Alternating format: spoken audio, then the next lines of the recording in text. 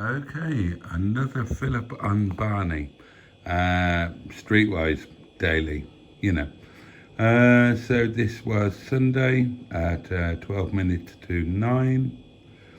I did 351 miles over 5 days, 70 miles a day.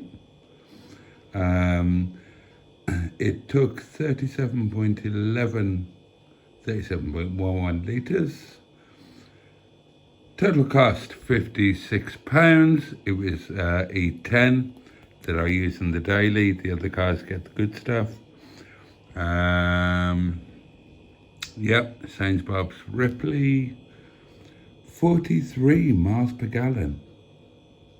Not bad. So that makes the average so far 42.9 miles per gallon. Pretty happy with that, really. It should be noted that although I am going to include this in Monday's daily diary video, I'm recording this on Sunday night at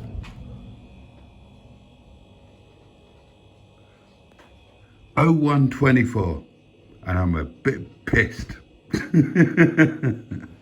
It's Monday lunchtime and you join me at the Yard of Dreams, where the weather's actually quite pleasant, and my journey was bloody frustrating. We've got a highly powered mid-engine, and that's easy for you to say, sports car, and I've been travelling at the speed of a very slow transit van. And today is going to be the battle of the filmers, I think. There's going to be a lot of filming going on today. Everybody is going to be filming everybody else. Nothing will officially happen unless it's being recorded. Even as we speak, I'm being recorded by... Good morning. Good morning, everybody. How are we? Good, you? What are you focused on there? Is it my...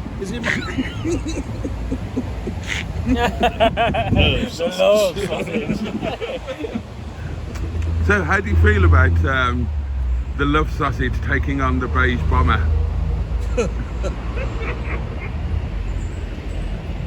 Well, I did yesterday. Well, that's too much information. It's too much information for you to process and actually make something out of it that isn't either carry on or just general smutty. Hello, Bernard. Hello, Bernard. Hello, Bernard. It's Simone. Hello, Bernard. Right, my lovelies, well, the day has been by no means wasted. There has been work going on with silver cars, and the work has been carried out by this fabulous man who is just pointing his bottom at us there. And I'm sure that I'm not alone in thinking, my God, I hope that doesn't go off, especially not when it's pointed at us. That would be a powerful blast, and it would take quite the character to withstand it. But enough about that.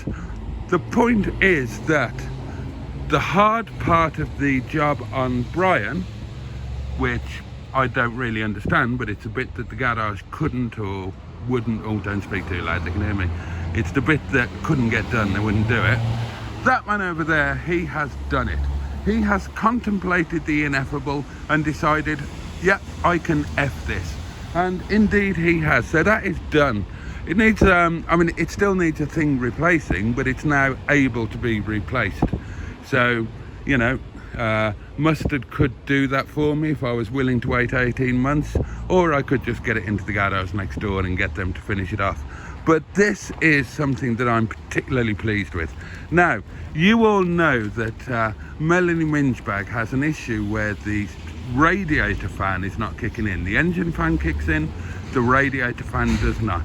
That's the reason why this car ended up with Graham at a massive financial loss for the previous owner, who, as we all know, threw thousands and thousands and thousands of pounds at this car only last year, and subsequently why Graham let it go to me, because Graham didn't want to take on the fix, and I was willing to give it a go, knowing that it wouldn't be me who had to do the fix. It would be one of the clever people I know who are good at doing things. And I've been using the car, and if you're careful, then it's absolutely fine, but it's not really viable on a long-term basis. So we've investigated the car today, by which Neil has investigated it, and I've been there in a supporting role, going to the chip shop, buying him lunch, stroking his buttocks and telling him he's a very good boy and that sort of thing. And we have come to the conclusion that the radiator fan is not controlled by a sensor. There is a temperature sensor on the car, that's for the engine fan. The radiator fan is controlled by the car's ECU. And our hypothesis is that the ECU has been partially fried when they remapped this car. They put a flash map on it, and it's caused that little bit of damage. So what we have done is this. I mean, I say we, that's the royal we. Basically, what we have got is we've got a manual override on the fan, which I am very, very, very comfortable with, because I've got years and years and years of history. How are you, sir? With driving classic cars that have been fitted with an aftermarket Kenlo, which are switched in the cabin. So absolutely second nature to me. And as far as I'm concerned, that is 100% fix. It makes the car 100% usable. There we go. Makes the car 100% usable in any temperature, in any situation. So I am absolutely delighted by that. And it's not even been a costly repair. Well, not for me anyway. Yeah, thanks for that. But yeah, so we've just got that little manual override switch in there, and that is the job. Really, really, really well done as far as I'm concerned. I'm absolutely delighted with it. Makes the car 100% viable in the long term, and I'm very grateful to this. Well, I'm more than grateful. My gratitude is wider than the ocean, deeper than the sea, and slightly longer than Mustard's ineffably elongated penis. I'm very, very grateful indeed. So we've just got to put the bits and pieces back together, and the job, as Matt would say, has been jobbed. Ooh. And it's come to that time of the afternoon, well, early evening really. It's come to that time of the early evening where, quite frankly, the archers will be starting soon, and that's more interesting than being with these people. So we're all going to go our separate ways and listen to the archers in the comfort of our own vehicles. So we say goodbye, Sophie. Good night. Bye. Goodbye, Mustard. Goodbye. Goodbye. Goodbye, Neil. Goodbye.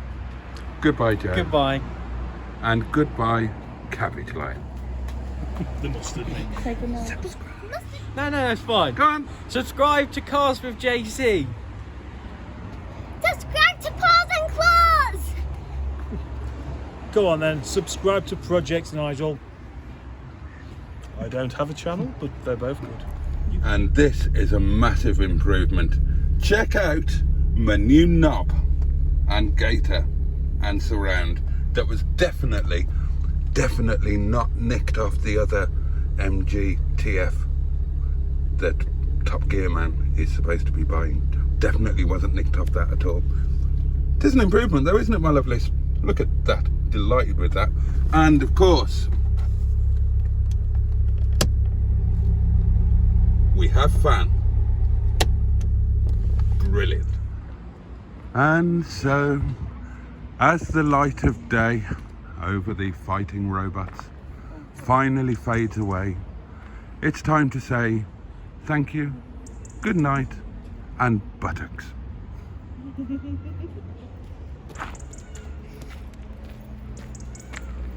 Three-legged.